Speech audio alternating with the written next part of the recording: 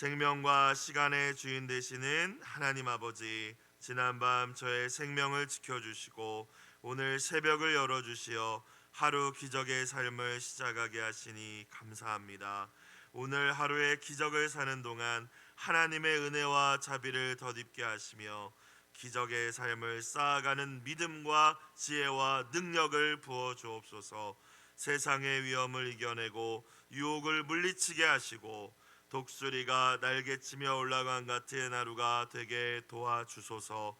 하루를 마무리하며 기도하는 시간에 하루의 기적을 살아낸 것을 감사하게 하시고 내일의 기적을 꿈꾸며 잠자리에 들 수 있게 하소서. 예수님의 이름으로 기도드리옵나이다. 아멘. 하나님 말씀 구약 민수기 30장 1절부터 16절까지 말씀입니다.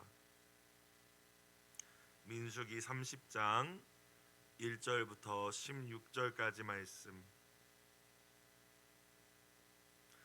한 목소리로 합독하시겠습니다. 모세가 이스라엘 자손 지파의 수령들에게 말하여 이르되 여호와의 명령이 이러하니라. 사람이 여호와께 서원하였거나 결심하고 서약하였으면 깨뜨리지 말고 그가 입으로 말한 대로 다 이행할 것이니라. 또 여자가 만일 어려서 그 아버지 집에 있을 때에 여호와께 서원한 일이나 스스로 결심하려고 한 일이 있다고 하자 그의 아버지가 그의 서원이나 그가 결심한 서약을 듣고도 그에게 아무 말이 없으면 그의 모든 서원을 행할 것이요 그가 결심한 서약을 지킬 것이니라. 그러나 그의 아버지가 그것을 듣는 날에 허락하지 아니하면 그의 서원과 결심한 서약을 이루지 못할 것이니 그의 아버지가 허락하지 아니하였은즉 여호와께서 사하시리라. 또 혹시 남편을 맞을 때에 서원이나 결심한 서약을 경솔하게 그의 입술로 말하였으면 그의 남편이 그것을 듣고 그 듣는 날에 그에게 아무 말이 없으면 그 서원을 이행할 것이요 그가 결심한 서약을 지킬 것이니라.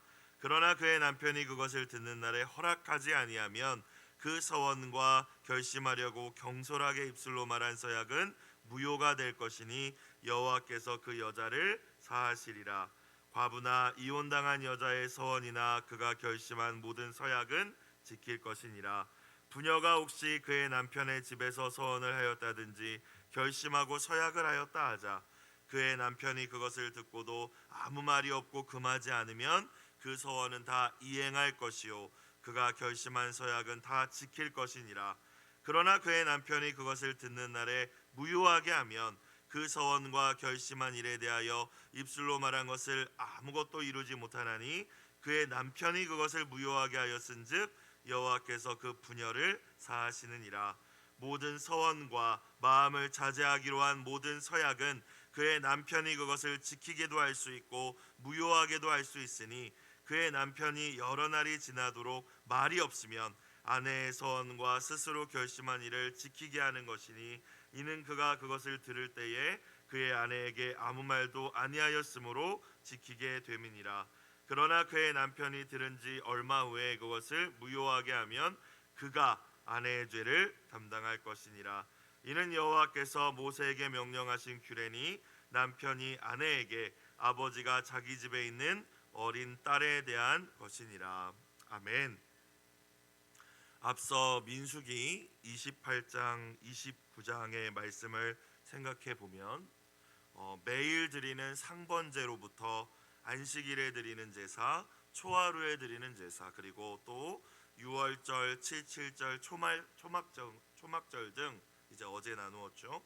절기 때 드려야 하는 제사에 관한 규례 등이 소개되었습니다. 그것이 어제까지의 말씀이었어요. 하나님께서 정하신 때와 절기에 하나님께서 구별하여 드리라 하신 그 정해진 제물을 드리며 예배하는 것이 하나님 백성의 선택사항이 아니라 의무임을 우리 가운데 말씀해 주신 것입니다.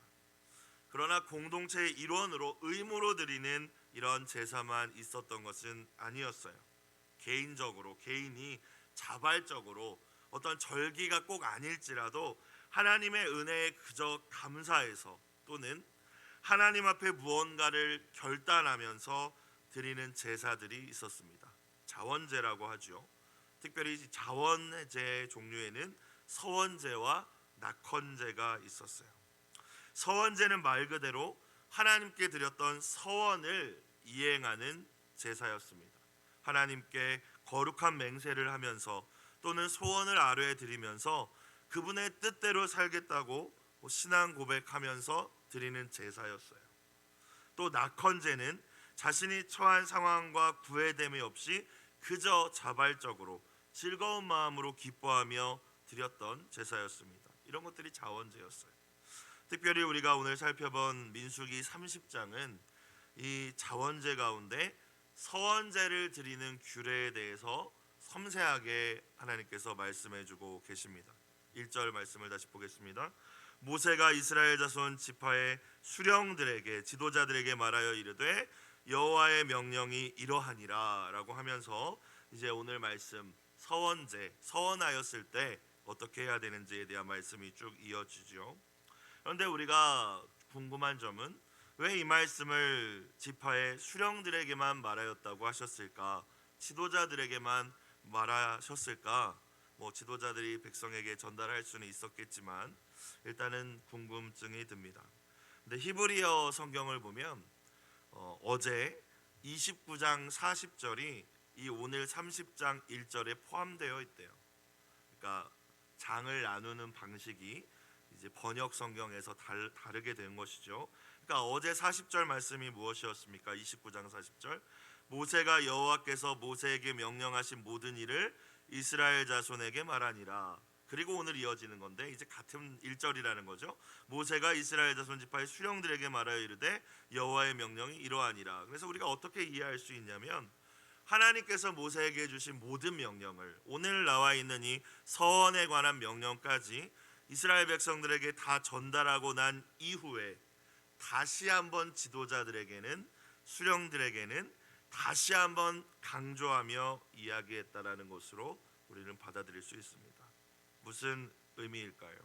여러분, 하나님께서 저와 여러분에게 무언가 맡겨주신 책임이 있다면요, 권한이 있다면 그만큼 더욱더 말씀으로 무장하라는 주님의 명령인 줄 이 아침 깨달으시길 주의 이름으로 축원합니다. 왜 저번 날에 들었던 말씀을 또 들어야 돼 불평하는 게 아니라 오늘 말씀에 나오잖아요. 모든 자손들에게 이야기했던 것을 다시 한번 또 수령들에게 이야기했다라는 거예요. 반복하면서. 왜? 지도자들이기 때문에. 그 말씀을 듣는 것에 그치지 않고 먼저 살아내야 하고 살아냄으로 또 내 권위 아래에 있는 이들을 이끌어가야 되기 때문입니다. 목회자는 말할 것도 없고요. 이 자리에 계신 직분자분들과 목자, 목녀, 교사분들 하나님의 말씀으로 반복되는 그 말씀으로 날마다 무장하실 수 있길 주의 이름으로 축원합니다. 자, 그래서 오늘 서원에 관하여서 이제 다시 이야기를 하시죠. 지도자들에게 2절입니다. 사람이 여호와께 서원하였거나 결심하고 서약하였으면 깨뜨리지 말고 그가 입으로 말한 대로 다 이행할 것이니라 라고 말씀하십니다. 여기서 서원하였거나 결심하고 서약하였으면 사실 다 서원에 들어가는 건데 큰 범주 안에는 다 서원이라고 볼 수 있는데 원어를 다른 언어를 썼다고 합니다. 앞쪽에 있는 서원은 무언가를 드리겠다라는 약속입니다. 하나님 앞에. 하나님, 이 문제를 좀 해결해 주시면 제가 이런 제물을 하나님께 드리며 예배하겠습니다. 또는 제가 어떻게 시간을 또 드리겠습니다. 이런 무언가를 하나님 앞에 헌신하겠다는 약속이 앞쪽에 서원 네데르라는 단어를 사용했고요. 뒤쪽에 결심하고 서약하였다, 이 원어는 이사르를 쓰는데 이거는 하나님 앞에 내가 합당하지 않은 것들을 또는 내가 즐기던 것들을 절제하겠다. 하나님 고난주간이니까 내가 이 한 주를 금식하면서 내가 보내겠습니다. 이런 것들이죠. 이사르, 이것도 하나님 앞에서 서원이라는 거예요. 큰 범주로 보면 어찌되었건 하나님 앞에 무언가를 드리겠다라고 서원을 하든지 아니면 나 자신을 절제하고 결심하여서 하나님 앞에 내가 좀 이렇게 경건하게 살기로 이렇게 이사르의 어떤 서원을 드리든지 2절에 뭐라고 말씀하세요? 깨뜨리지 말고 그가 입으로 말한 대로 다 이행할 것이니라 라고 말씀하십니다. 여러분, 사람과 사람 사이의 관계에 있어서도 약속은 참 중요하죠.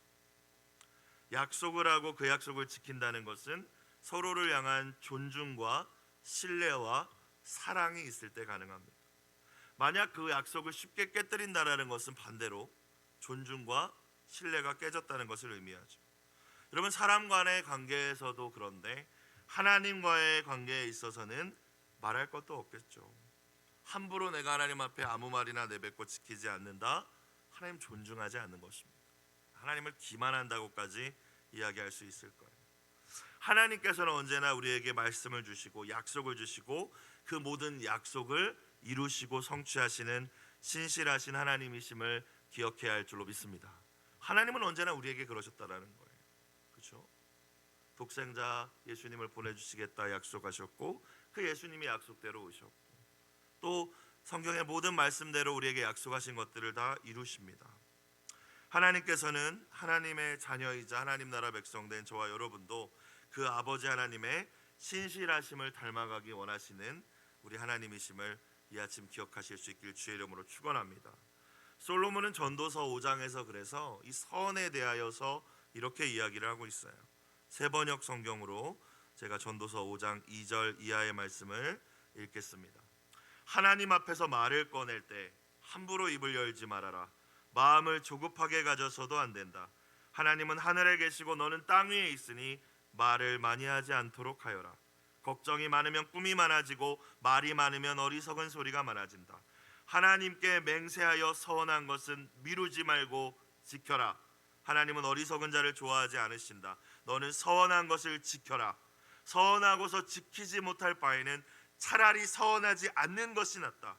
너는 혀를 잘못 놀려서 죄를 짓지 말아라. 제사장 앞에 가서 내가 한 서원은 실수였습니다 하고 말하지 말아라. 왜 너는 너의 말로 하나님을 진노하시게 하려 하느냐? 어찌하여 하나님이 너의 손으로 이룩한 일들을 부수시게 하려고 하느냐라고 솔로몬이 이야기하고 있어요. 하나님 앞에 여러분 서원하신 것이 있다면 또 내가 하나님 앞에 절제하기로 결단하신 것들이 있다면 우리가 물론 구약의 시대가 아니라 은혜의 시대를 살고 있지만 주님을 사랑하고 존중하는 마음으로 그 약속을 성실히 지켜나가는 저와 여러분이 되시기를 주님의 이름으로 축복합니다. 저희 어머니가 저 10살 때 갑상선 암 수술을 받으셨어요. 그 암 수술을 받고 나면 이제 추적 관찰을 하죠. 정기 검진을 받습니다. 이제 대천에 저희가 살았기 때문에 어머니가 서울로 이제 기간이 되면 계속 올라가셨어야 됐어요. 그러시던 가운데 어머니 마음에 감동이 있으셨는지 하나님께 서원하면서 기도하셨다고 합니다. 하나님 저를 깨끗하게 고쳐 주실 줄로 믿습니다. 왜냐하면 하나님께서 이제 은천이를 목회자로 세우실 때 제가 기도를 통해서 하나님께서 세우실 것을 제가 믿기 때문에 고쳐 주실 것을 믿습니다. 이렇게 기도드리면서 제 평생에 하나님 고쳐 주신다면 제가 이 서울 다니고 병원 다니고 이 모든 비용들을 제가 하나님 앞에 감사함금으로 제 평생 드리겠습니다라고 서원을 하셨어요. 아버지와 상의를 하신 이후에 완치된 이후부터 드리신 것이 아니라 그 서원을 드리심으로부터 병원은 다니셨지만 이제 그 서원 예물을 감사원금으로 드리시기 시작하셨습니다. 10년이 지나시고 완치 판정 받으시고 지금도 건강하게 저를 위해서 기도해주고 계시죠. 여러분 요약하면요, 서원 기도 드려서 암 치료 받았다라는 게 포인트가 아닙니다. 그렇죠? 하나님 앞에 뱉은 것을 지킬 줄 아는 신실한 믿음이 있어야 한다는 말씀인 줄로 믿습니다. 반면에 그런 어머니를 보고 자랐으면서 저는 그러지 못했었던 것 같아요. 특별히 이제 청년 시절 때 대학에서 이제 배웠던 담배를 이제 군대에 가서도 계속 피고 있었어요. 저 이제 신학 때는 아니고 일반 대학에서 친구들을 사귀면서 이제 그랬었거든요. 그러다가 마음속으로 하나님께서 너 그거 옳지 않다라는 마음 주셨죠. 예배할 때마다 주셨죠. 근데 이제 고집 부리고 있던 가운데 어머니가 몸이 이상하시다라는 거예요. 컨디션이. 그래서 병원에 가셨는데 뭐가 발견이 됐다는 거예요. 저는 또 특별히 또 모든 자녀가 그렇겠지만 외아들이다 보니까 어머니와의 애착 관계가 굉장히 이게 강했습니다. 엄마에게 문제가 생겼다라고 하면 비상인 거죠. 이제 그게 제가 엎드려야 될 유일한 이유였어요. 청년 때는. 이제 어머니 그렇게 말씀하셔서 기도하기 시작했죠. 부대 안에서 이제 전화를 받고 하나님 제가 어머니 아무 문제 없이 넘어가게 해주시면 이번 기회에 제가 담배 끊겠습니다라고 이제 서원 아닌 서원을 드렸습니다. 그러니까 검사 결과가 이제 문제 없는 것이었어요. 네. 그러면은 서원한 거 어떻게 해야 돼요? 지켜야 되죠.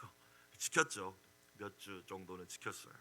그런데 또 다시 예습관이 또 반복됐어요. 하나님 이번에는 제가 농구하다가 발목이 돌아가게 하시더라고요. 그 발목이 돌아갈 상황이 아닌데 크게 다쳤습니다. 한 달 동안 막 기부스하고 이제 목발 짚고 다녔는데 그때도 잠깐 하나님 제가 진짜 끊겠습니다. 잘못했습니다. 또 그랬어요. 그런데 또 시간이 지나서 그 소원을 또 약속을 잊어버리고 또 다시 그 습관을 또 반복합니다. 가족들이 사랑하면서 키웠던 강아지가 있었는데 갑자기 병에 걸려서 급하게 죽는 일이 집에서 생겼어요. 어머니가 이제 우시면서 전화가 오셨어요. 근데 저는 제 마음에 그런 마음이 드는 거예요. 하나님 앞에 제가 하나님을 기만했고 하나님 앞에 드렸던 약속을 내가 내 마음대로 했구나. 하나님께서 깨닫게 하시는 사인들을 계속 주시는데도 불구하고 내가 하나님을 이용하는 신앙 가운데 머물러 있구나라는 마음이 들면서 이제 그 습관들을 정리했던 기억이 있습니다. 여러분은 어떠십니까? 신앙생활 가운데 함부로 서원하지 않는 것 중요하고 신중하게 하나님 앞에 기도하는 것 중요하죠. 그리고 또 서원했다면 정말 나의 편의에 의해서 위기를 극복하려고 눈앞에 문제만 해결하려고 그렇게 서원하는 것이 아니라 하나님을 존중할 수 있는, 저와 같은 실수를 반복하지 않을 수 있는 여러분들이 되시기를 주님의 이름으로 축복합니다. 그래서 서원과 관련하여서 우리가 기억해야 될 세 가지 내용이 있다면, 첫 번째는 인간은 연약하고 우리의 앞날은 아무도 장담할 수 없기 때문에 되도록이면 함부로 서원하지 말아야 된다는 것이죠. 신중하게 하나님의 뜻을 구하며 서원해야 된다는 것이고요. 두 번째는 서원했다면 신실하게 지키는 것이 하나님을 경외하고 존중하는 것임을 우리는 깨달아야 할 줄로 믿습니다. 마지막 세 번째, 하지만 부득이하게 또 우리가 지키지 못하는 경우가 있을 수 있잖아요. 그럴 때는 뭐 죄책감에 묶이거나 정죄감에 사로잡히라고 드리는 말씀이 아니라, 하지만 가볍게 여겨서 안 된다는 거예요. 아니 뭐 그럴 수도 있지 뭐, 아니 뭐 못 지킬 수도 있지 뭐, 이게 아니라 주님 십자가 앞에서 철저하게 회개해야 할 또 하나의 죄임을 깨닫는 이 아침이 되시길 주의 이름으로 축원합니다. 여러분, 구약 시대에는요, 서원을 지키지 못하면 그 서원 제물은 지키고 5분의 1을 더 드렸어요. 속건제라고 하죠. 보상했다는 얘기입니다. 물론 예수님께서 십자가에서 모든 것들을 다 보상해 주셨기 때문에 우리에게 그런 물질적인 제물을 드릴 필요는 없지만 하나님 앞에 마음은 처절해야 된다는 것이죠. 그렇게 하나님을 존중할 수 있는 저와 여러분이 되시길 다시 한번 주의 이름으로 축원합니다. 자, 그런데 이제 3절 이후에는 이제 길게 16절까지 여성의 서원에 대한 내용들이 따로 등장합니다.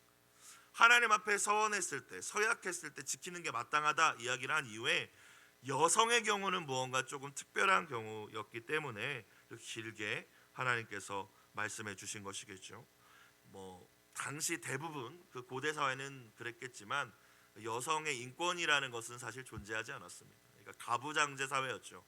가부장제라고 말할 수조차 없이 그냥 여성은 재산의 일부로 취급되었던 것이 이제 고대 사회입니다. 구약 성경이 기록됐던 시대도 이스라엘 문화도 마찬가지였어요.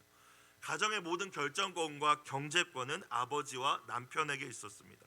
그래서 서원이라는 것은 내가 하나님 앞에 뭔가를 드리겠다라는 이 서원제를 드릴 때 이 서원을 드렸기 때문에 여성이 내 맘대로 드릴 수 사실 없는 것이었어요. 왜? 여성은 재산에 대한 권한이 없으니까, 경제적인 어떤 그 권한이 없기 때문에 드릴 수 없는 것이었습니다. 그런데 하나님께서는 오늘 이 말씀을 통하여서 그렇게 여성의 인권과 또 할 수 없었던 그 상황 문화 속에서도 여성도 하나님 앞에 기꺼이 원할 때 서원할 수 있는 방법을 열어주신 것이죠. 오히려 열어주신 거예요. 대신 그 권위 아래에서 이 일을 행해야 한다고 말씀하십니다. 3절 볼까요? 또 여자가 만일 어려서 그 아버지 집에 있을 때 출가를 안 한 거죠. 여호와께 서원한 일이나 스스로 결심하려고 한 일이 있다고 하자. 나는 하나님 앞에 이걸 드려야겠어. 또는 나는 이걸 절제하며 살고 싶어. 이제 어린 여성 자녀가 그렇게 이제 서원을 하고 싶어 했다는 것이죠. 자, 그런데 그냥 되는 것이 아니라 4절, 그의 아버지가 그의 서원이나 그가 결심한 서약을 듣고도, 일단 아버지가 들어야 돼요. 그에게 아무 말이 없으면, 그러니까 너 그거 좋다, 뭐 너 그거 아니다 이런 말도 없으면 암묵적으로 동의한 것으로 하나님이 인정해 주시겠다 말씀하십니다. 그래서 그의 모든 서원을 행할 것이요 그가 결심한 서약을 지킬 것이니라. 여성에게 어떤 결정권과 경제적인 것들도 없지만 이 결정권이 없지만 하나님께서 세우신 그 권위와 질서 아래에서 가능하도록 열어주셨다는 거예요. 5절 그러나 그의 아버지가 듣는 날에 허락하지 아니하면, 하나님이 세우신 권위자 아버지가 그 서원은 아닌 것 같다, 그 서원은 지킬 수 없을 것 같다 이야기를 한다면, 그의 서원과 결심한 서약을 이루지 못할 것이니 그의 아버지가 허락하지 아니하였은즉 여호와께서 용서해 주시겠다고 말씀하셨죠. 그 여자가 서원을 지키지 못할지라도. 자, 6절 볼까요? 또 다른 경우입니다. 또 혹시 남편을 맞을 때에 이제 이 여인이 장성하여서 시집갈 때가 되었습니다. 근데 유대인들은 결혼을 하루에 해치우는 게 아니잖아요. 약혼식을 하고 일정 기간을 지나고 진짜 결혼을 하잖아요. 그래서 여기서 남편을 맞을 때라는 것은 이제 이 여인이 남편감을 데려와서 약혼을 하고 이제 결혼을 하는 과정 가운데 있는 것을 의미하는 거예요. 자, 그때 서원이나 결심한 서약을 경솔하게 그의 입술로 말하였으면 남편이 이제 생길 것인데 이 남편과의 상의 없이 그냥 이제 남편이 생길 걸 알고도 자기 혼자 서원을 이제 했다라는 거예요. 내가 결혼해도 뭐 한 달에 며칠은 내가 남편과 잠자리 안 하고 내가 하나님한테만 집중하고 이런 서원을 혼자 했다는 거예요. 그렇죠? 뭘 드리고 이런 것들을, 그러니까 경솔하게라는 말이 있죠. 남편이 이제 있을 것인데 혼자 이렇게 뱉었다는 거예요. 7절 그의 남편이 그것을 듣고 그 듣는 날에 그에게 아무 말이 없으면 이제 암묵적 동의로 인정하고 그 서원을 이행할 것이요 그가 결심한 서약을 지킬 것이니라. 8절 그러나 그의 남편이 그것을 듣는 날에 그건 아닌 것 같다, 나는 허락할 수 없다 라고 이야기한다면 그 서원과 결심하려고 경솔하게 입술로 말한 서약은 무효가 될 것이니 여호와께서 그 여자를 사하시리라 라고 말씀하십니다. 그러니까 최종적으로 권위자, 세워주신 권위자 또 가정의 질서 안에서 서원할 수 있었다라는 거예요. 9절 과부나 이혼당한 여자의 서원이나 그가 결심한 모든 서약은 지킬 것이니라. 왜냐하면 이제 이런 분들은 남편 또는 아버지 그 권위 아래에 없기 때문에, 그죠? 하나님 앞에서 서약했다면 그대로 하나님과 1대1로 지켜야 됐다라는 것입니다. 10절 이후에 이제 결혼을 한 부녀의 경우에요. 10절 부녀가 혹시 그의 남편의 집에서 서원을 하였다든지 결심하고 서약을 하였다 하자. 11절 그의 남편이 그것을 듣고도 아무 말이 없고 금하지 않으면 앞서 말했듯이 암묵적으로 동의한 것으로 인정하시겠다라고 하십니다. 그 서원은 다 이행할 것이요 그가 결심한 서약은 다 지킬 것이니라. 12절 그러나 그의 남편이 그것을 듣는 날에, 부인이 그것을 서원하려고 말한 그날에 무효하게 하면 그건 아닌 것 같아, 나는 동의할 수 없어 라고 남편이 이야기하면 그 서원과 결심한 일에 대하여 입술로 말한 것을 아무것도 이루지 못하나니 그의 남편이 그것을 무효하게 하였은즉 여호와께서 그 부녀를 사하시느니라. 다 반복되는 말씀입니다. 자, 13절 모든 서원과 마음을 자제하기로 한 모든 서약은 그의 남편이 그것을 지키게도 할 수도 있고 무효하게 할 수도 있으니, 그러니까 남편에게 달려 있었다는 거죠. 그러니까 남편도 영적으로 깨어있는 남편이어야 이 여성이 하나님을 사랑하는 마음으로 서원도 하고 더 경건하게 살고자 했을 때 도와줄 수 있었다는 의미예요. 그러니까 권위를 하나님께서 주신 것은 너 아내를 네 마음대로 통제하라고 주신 것이 아니라 그 권위를 지혜롭게 잘 사용해서 이 아내가 하나님을 그 당시 문화권 안에서 마음대로 할 수 없었는데 너에게 준 권위를 가지고 아내가 하나님을 사랑하는 일을 잘 도와주라고 하나님께서 이 말씀을 주신 거라고 우리는 이해해야 합니다. 14절 그의 남편이 여러 날이 지나도록 말이 없으면 아내의 서원과 스스로 결심한 일을 지키게 하는 것이니 이는 그가 그것들을 들을 때 그의 아내에게 아무 말도 아니하였으므로 지키게 됨이니라. 15절 그러나 그의 남편이 들었을 때 금한 것이 아니라 듣고 나서 얼마 후에, 시간이 지났어요. 시간이 지났는데, 시간이 지났다라는 것은 암묵적 동의이기 때문에 서원을 지켜야 되는데 이 남편이 이제 시간이 지난 다음에 생각해 보니까 뭔가 손해 보는 것 같고 막 이래서 복잡해지면서 그거 하지 마라고 했다라는 거예요. 들은 지 얼마 후에 그것을 무효하게 하면 그가 아내의 죄를 담당할 것이니라. 책임은 이제 남편에게 있다라고 하나님 말씀하십니다. 이는 여호와께서 모세에게 명령하신 규례니 남편이 아내에게 아버지가 자기 집에 있는 어린 딸에 대한 것이니라. 오늘 말씀을 통해서 우리가 어떤 하나님의 음성을 들을 수 있겠습니까? 첫 번째는요, 앞서 말씀드렸듯이 우리가 하나님을 존중하고 경외하는 마음으로 하나님 앞에 말을 뱉었다면, 서원했다면, 결단했다면, 결심했다면 신실하게 지킬 줄 아는 것이 하나님을 경외하고 존중하는 바른 신앙이라는 것이죠.